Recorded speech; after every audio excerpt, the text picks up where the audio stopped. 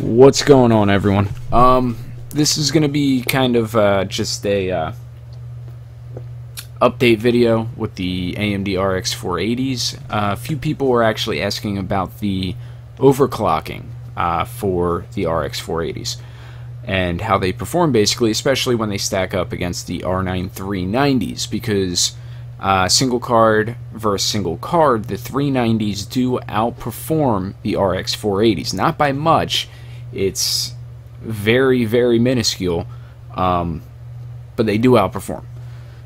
Now, right off the bat, I did overclock them, and they're not overclocked anymore. I actually ran into not really an issue with the overclock, but I tried to push them a little bit too far, and I did crash the system just because maybe they ended up drawing too much power out of the PCI Express slots, and it just crashed the computer. I don't think they were pulling too much, just because the whole computer didn't just shut down. What happened was I just lost all video and control of my keyboard, basically. I still had music, and it was still playing the music. It wasn't, glitching out. The sound was perfectly fine. All my USB devices still had power, and everything was actually still running, including, my fans, my water pump, everything like that was still running. But I just basically lost my volume control on my keyboard and display on both my monitors. So I just rebooted my computer, because obviously, it wasn't functioning. And I went to Radeon settings, gaming, global settings, and let's maximize this. And as you can see, it's right back at what it was. I did have it on dynamic at 1320. Now, the overclock was running beautifully, actually, at 1320 at the frequency on both cards. I had no issues whatsoever.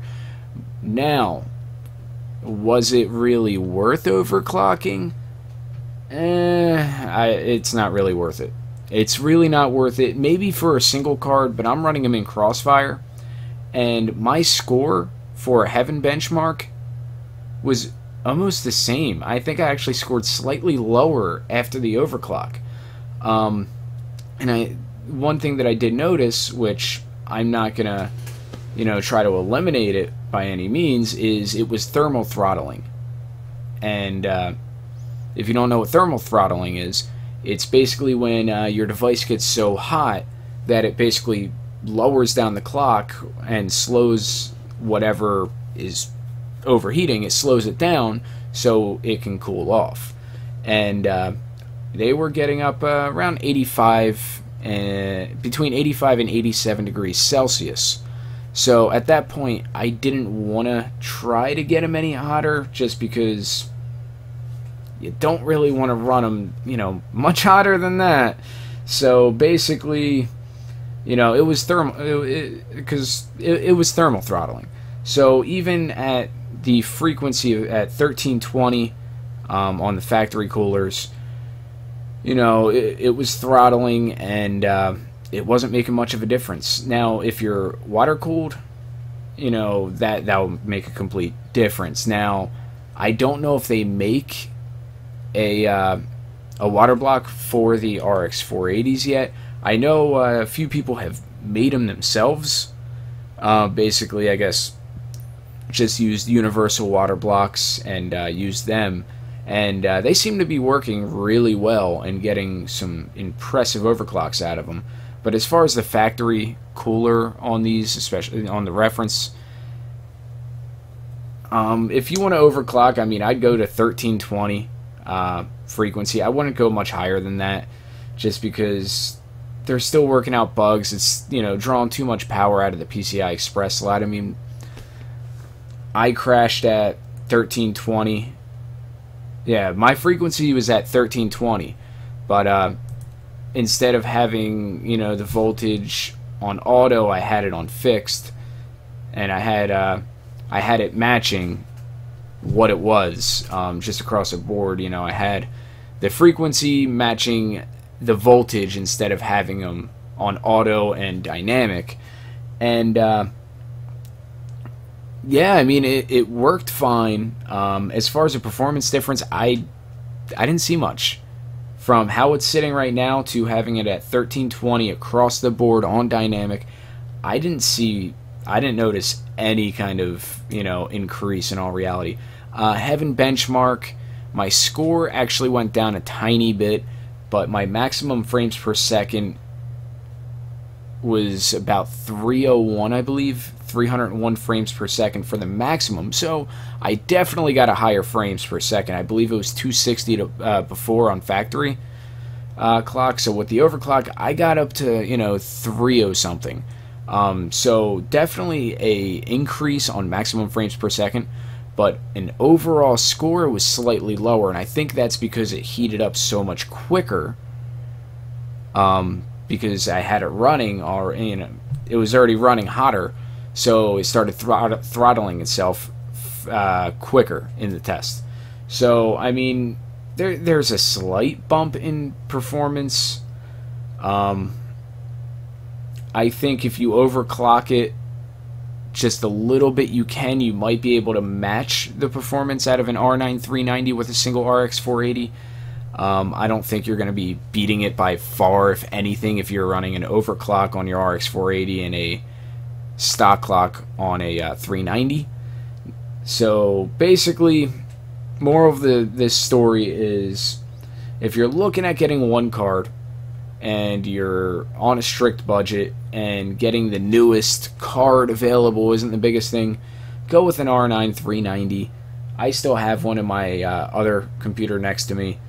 That one has my other R9 390, the XFX, and that card performs fantastic.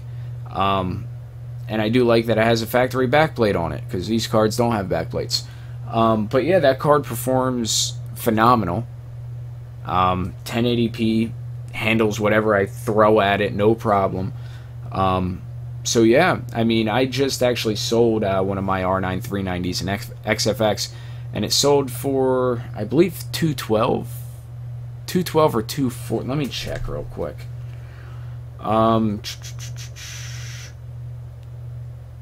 Yeah, I just recently sold mine, so give me 1 second. And mine actually sold for 220 bucks. So you can actually pick up a R9 390 secondhand for 220 bucks to 230 bucks ish. And yeah, but at the same time, for 230 bucks, you can get a brand new RX 480 for 240, 250. Now, it's not as powerful, but it's only a frames per, few frame difference. It's not really a noticeable difference. My personal opinion would be go with the RX 480s. Just, kind of hold off on overclocking until they release this update, so you don't draw too much power out of your PCI Express slot. Now, like I said, I don't know if I was drawing too much power out of it or not.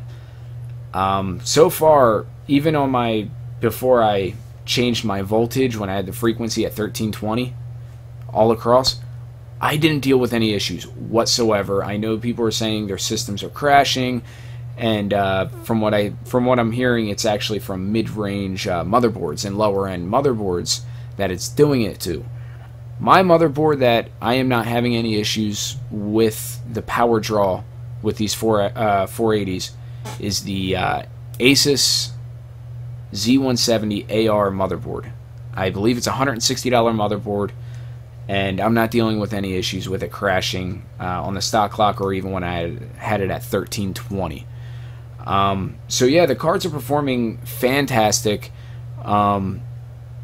As far as, is it worth overclocking on factory blower cooler, I wouldn't really recommend it.